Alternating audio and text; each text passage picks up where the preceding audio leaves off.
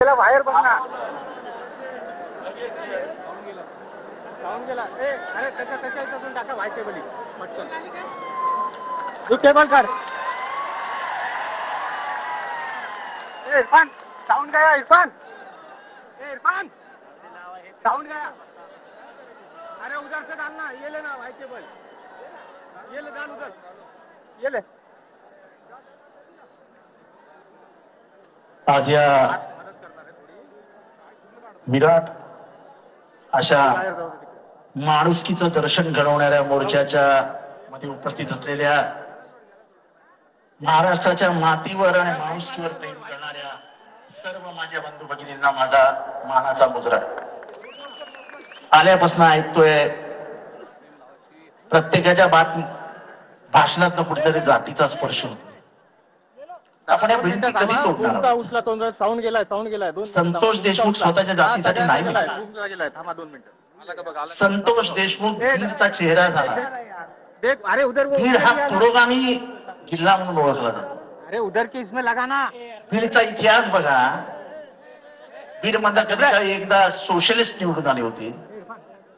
कधी एकेकाळी समाजवादी विचारांचे बबनराव ढाकणे निवडून आले होते. केशर काकी निवडून आल्या होत्या. अशा वेगवेगळ्या विचारांच्या वेगवेगळ्या जातीच्या लोकांनी बीडचं प्रतिनिधित्व केलं. त्याला जातीचा कधी स्पर्शच होऊ दिला नाही. माझ्यासारख्या गेले 35-40 वर्ष राजकारण जवळला बघितलेल्या एका कार्यकर्त्याला हे पाहून दुःख होतं की महाराष्ट्रात जाती पाती कुठपर्यंत पोहोचल्या.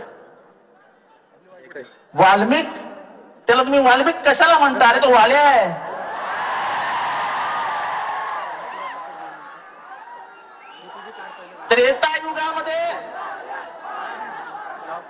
त्रेतायुगामध्ये वाल्मिकी आले. जे वाल्याचा वाल्मिकी झाला आणि कलियुगामध्ये वाल्मिकीचा वाल्या झाला. मी ऐकतो वाल्मिक कराड वाल्या आहे तू.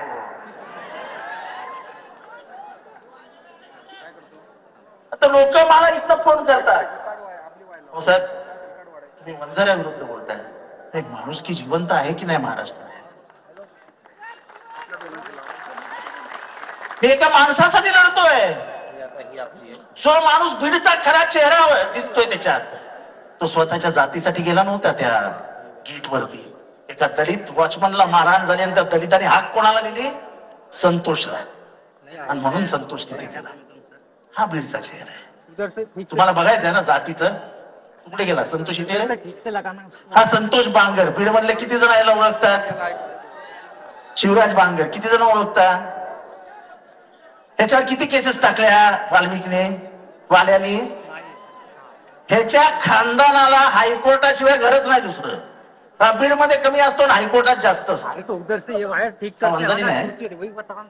आता धस साहेबांनी जी नावं घेतली ते मर्डर झालेले, काय नावं होती हो सगळ्यांची? आंधळे, राख, फड, कोण आहेत ते? सगळे वंजारी आहेत ना. मारणारे पण वंजारी आणि मेलेले पण वंजारी. बापू आंधळेच्या मर्डर केस मध्ये बबन गीतेचा काय संबंध होता? असं आहे की या बीड जिल्ह्याचा सत्यानाश कोणी केला असेल तर इथल्या पोलीस प्रशासनाने आणि इथल्या पालकमंत्र्यांनी. आता तुमचा एसपी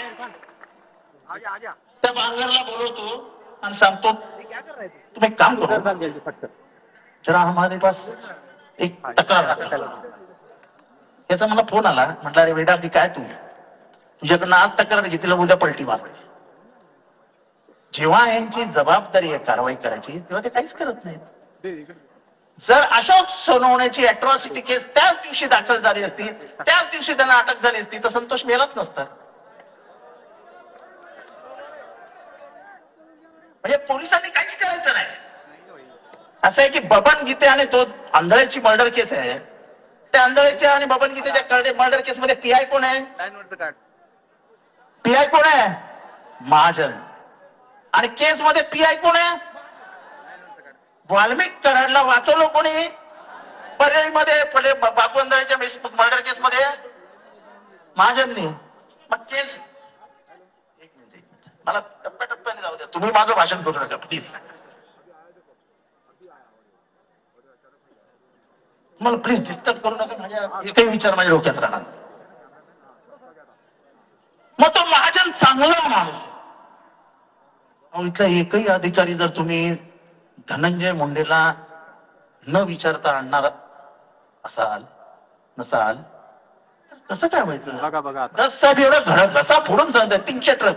कलेक्टरची काय हिंमत आहे बोलायची? दस साहेब सर हा बघा.